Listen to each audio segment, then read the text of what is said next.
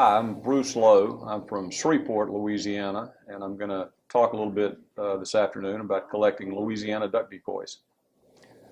Louisiana is one of the most popular areas in the entire country for duck hunting and has been for probably at least a century or more.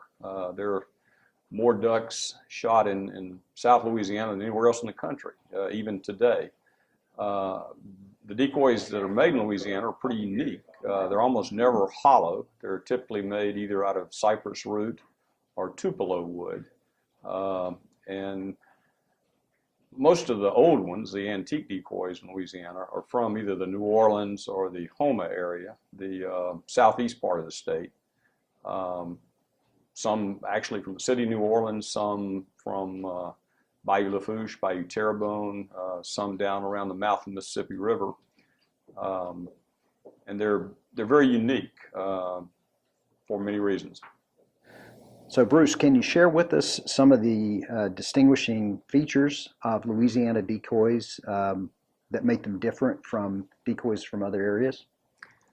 Again, one of the very unique things is they're almost never hollow because cypress root and tupelo wood is inherently very light. They didn't have to be hollowed out. And that's important to duck hunters. If duck hunters carrying a big bag of decoys out into the marsh, if they're extremely heavy, it's a tough job, number one, and you can only take a limited number of birds. And that's why the old carvers used tupelo and cypress, because it was so light. The decoys are unique in many respects, often very colorfully painted, very folky. This is a pretty good example of one, not a real old bird, but extremely folky and very flamboyantly and colorfully painted. Many of the Louisiana birds, the most desirable ones, are preeners with the head in a position like so. This is another example. This is one that was carved by a guy in New Orleans that's actually still carving. And he used a scratch painting technique for the feathers. This fellow actually carves in the style of Mitchell LaFrance. They were the ones that carved a bunch of birds back in the 30s and the 40s using scratch painting. This fellow, again, is, I guess you'd call him a contemporary carver. He still makes these birds, still hunts with these birds today. Another good book that was published by Gene Kangas several years ago is called Decoys: A North American Survey. And he's got a chapter on Louisiana birds. In fact, this is the beginning of that chapter, and they have this illustration in the book. It's not an actual Louisiana duck decoy, but it just sort of typifies some of the things that you would look for in a Louisiana bird. The head's in a preening position, the tail is really upswept, and it was obviously very colorfully painted. And a seasoned Louisiana collector would probably be able to look at this photograph and immediately tell you that bird came from Louisiana. So Bruce, if someone interested in Louisiana decoys wanted to see them in person and not just look at the great photographs in these books that you've mentioned, where would they go and do that? Well, obviously coming to this show every year is a great thing to do. People come from all over the country, and you see some Louisiana decoys almost every year.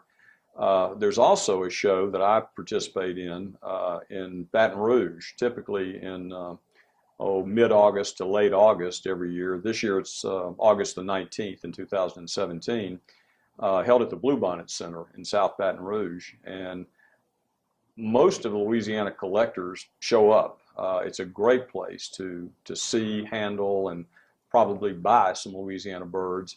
And there's even a permanent display in the little center. Charles Frank, before he passed away, donated a number of birds, and they're displayed quite nicely in a room within the Bluebonnet Center. So that's something I would definitely recommend if you're wanting to get into Louisiana birds. Bruce, you've shown us a couple of really nice examples of Louisiana birds, but is there a particular carver that you're a fan of from Louisiana?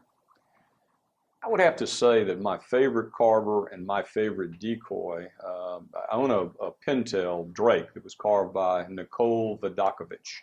He was a carver that originally lived very close to the mouth of the Mississippi River. In fact, he was a guide at the old Delta Duck Club, which was a famous hunting club that existed in the early 1900s. A bunch of wealthy people, mainly from New Orleans, but actually they had members from all over the country, San Francisco, Boston, and he served as a guide there for a number of years. I think he began to carve as a teenager, and he eventually had to move into the city of New Orleans. It was a major hurricane in 1915, very much like Hurricane Katrina, almost that strong, and it came up the mouth of the Mississippi, almost the same path as Katrina. And fortunately, he was able to evacuate his family to New Orleans and continued to carve there in his elderly years. There's an old black and white photograph, in fact, in Brian Cheremy's book that I mentioned, Louisiana Lures and Legends. He's sitting on the steps behind his house carving, and he's got an elongated piece of cypress root. And I think he was carving a pintail drake, and I like to imagine that maybe that's my bird. Probably not, but it's fun to imagine that possibility. Terrific.